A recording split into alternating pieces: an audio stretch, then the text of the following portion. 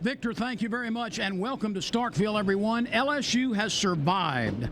What a game today, as LSU came in, at times was outplayed by Mississippi State, but still comes away with the most important number favoring LSU, and that's that victory, 30-26. Greg, it did not come easily, even though it was the 10th straight victory for LSU over the Bulldogs. Well, it didn't come easy. LSU came out and really had to play it. We knew coming into the game, we talked about that defense, that bend but don't break, bend but don't break. And then when you get inside the red zone, the defense has a tendency to step up and shut down the opponent's offense, and that's what they did today. I mean, they came out, this was last week, they had a 1st and goal. They shut down University of Louisiana Lafayette, didn't let them get in the end zone. Came today, 1st down, Mississippi State had a chance to go in and score and take the lead, and then you see John Chavis. He is excited because his defense basically shut the door on Mississippi State on the 1st and goal. And that came in the closing seconds of the game where LSU had it all on the line. Now, with LSU unable to run the football at all against the Bulldogs, it fell upon Jordan Jefferson to throw it effectively, and he did. 2 more touchdown passes to Brandon LaFell. Well, he did throw the ball. He threw it downfield. That was the big thing. He came out with a little play action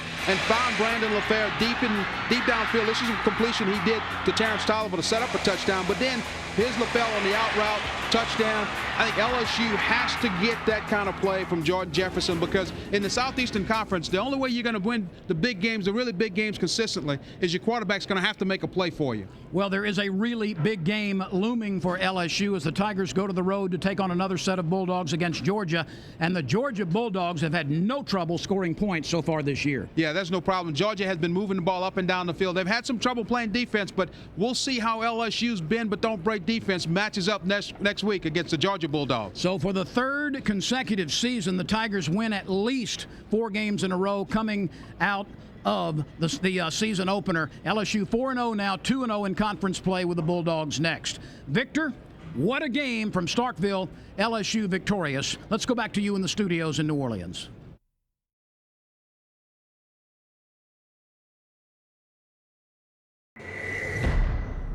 All right, Victor, what a game we had here tonight as Southern hangs on to win its conference opener against Alcorn State 48-42. And Derek, Alcorn came into the game having been shut out at Mississippi State and at Central Michigan, but they were far from shut out here tonight. That's right. You can erase all 4 thoughts about Alcorn State's offense, because they came out tonight and put up the numbers. It was a quarterback clinic.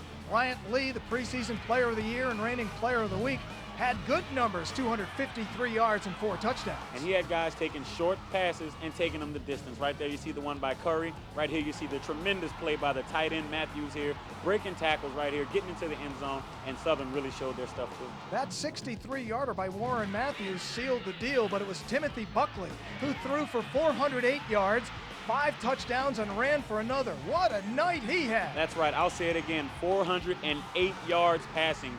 2 crucial 4th down conversions that resulted in touchdowns. This kid put the ball everywhere it needed to be tonight to try and help Alcorn State.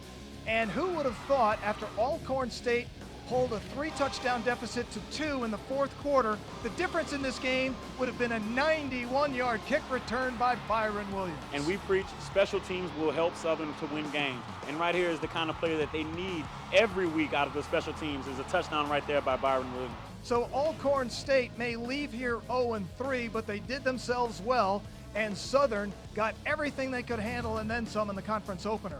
And Derek, next week, the Jaguars travel to Jackson for another conference game against Jackson State. And you know what? The SWAC is stacked this year. We can expect another high-powered game coming next week against Jackson State, which is a home game for Southern, but that's okay. They're going to go down, and it's going to be a great game, I promise. The Jaguars win it 48-42 tonight, and they'll take it, Victor. Now back to you.